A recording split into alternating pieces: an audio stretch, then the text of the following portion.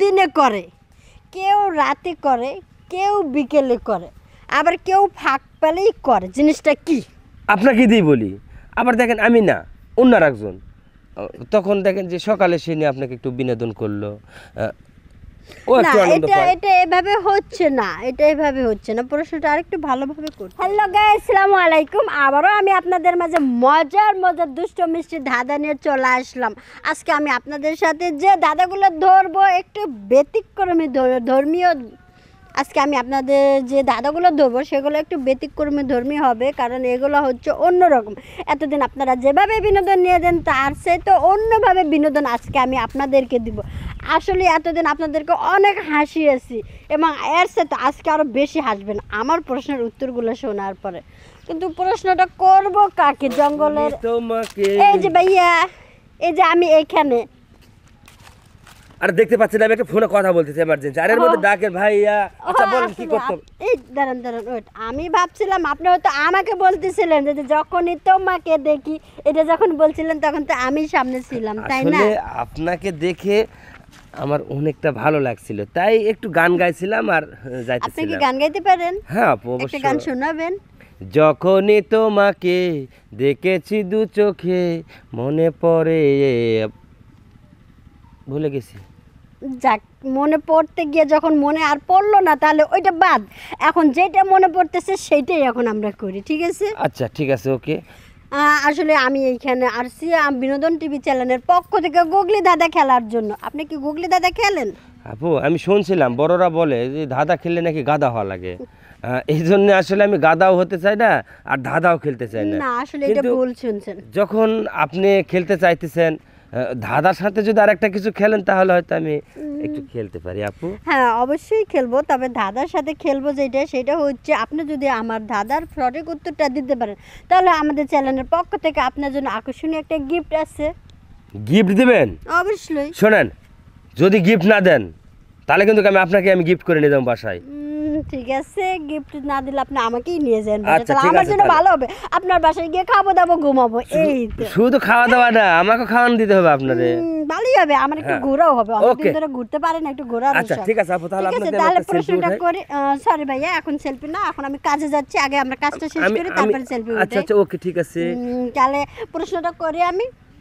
প্রশ্নটা হচ্ছে কেউ দিনে করে, কেউ রাতে করে, কেউ বিকেলে করে, আবার কেউ ফাঁক পেলেই করে। জিনিসটা কি?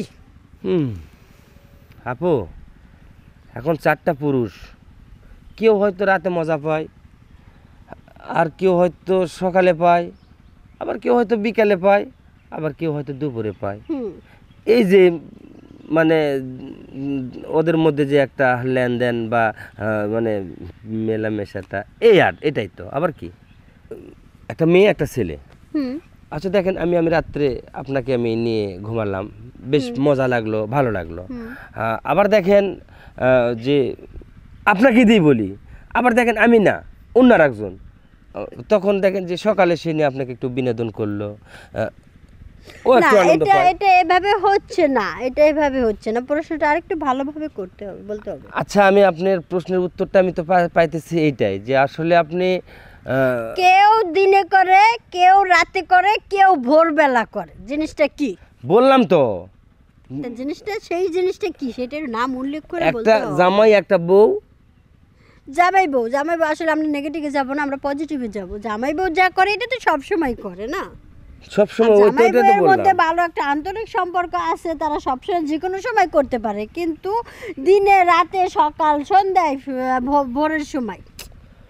আসলে আপু আপনার প্রশ্নের উত্তরটা আমি সঠিকভাবে নিতে পারতেছি না, কারণ আমি যেটা জানি সেটাই বললাম। আর আসলে এটা যদি না হয় আপু তাহলে আমি পারতেছি না, আমাকে আপনি আসলে ক্ষমা এত দৃষ্টিতে সহজ দেখবেন। একটা প্রশ্নের অ্যান্সার দিতে পারতেছেন না? আরে ভাই, যদিও জানি না সেটা কিন্তু সহজ আর কঠিন এটা এমন আসলে কিছু না। তাহলে আমি কি পুরো উত্তরটা দিয়ে দেবো? হ্যাঁ আপু, আপনি যদি বলতেন। আসলে এটা সহজ প্রশ্নের উত্তরটা হচ্ছে মোবাইল চার্জ দেওয়া, কারণ যে কোনো সময় যে কোনো যখন তখন সে করতে পারে কিন্তু।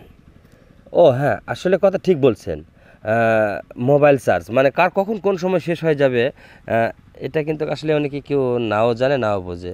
তো যাই হোক, আপু আসলে আমি যেটা মনে করছিলাম বা যেটা ভাবছিলাম সেটার জন্য আমি আপনাদের কাছে ক্ষমা চাইতেছি। না, আপনাদের মতো ছেলেরা সবসময় নেগেটিভ চিন্তা ভাবনা করে, আর না আমার আপু, মতো আসলে এত negative সুন্দর বিষয়টা- একটা মেয়ে মানুষ সামনে পেয়ে এরকম অনুভূতিটা তো হওয়ারই কথা, তাই হ্যাঁ না? অবশ্যই, কারণ কি জানেন, অনুভূতিটা এই কারণে হইতেছে বেশি, আর আপনাকে দেখার পর থেকে আর কি এই যে আপনি যেভাবে আছেন আর যে মানে গেট আপটা নিয়ে আছেন, হ্যাঁ আসলে শুধু খালি আমি কেন, ওই যে আমাদের সঙ্গে আর একটা ছেলে থাকে, ওই যে নাম হলো বিশ্ব, ও কিন্তু একদম আপনার জন্য পাগল থাকে যায়। যাই হোক, আমি আর এখানে থাকতে চাচ্ছি না, বিশ্বর চোখে পড়ার আগে আমি এখান থেকে হ্যাঁ চলে যাই। বিশ্ব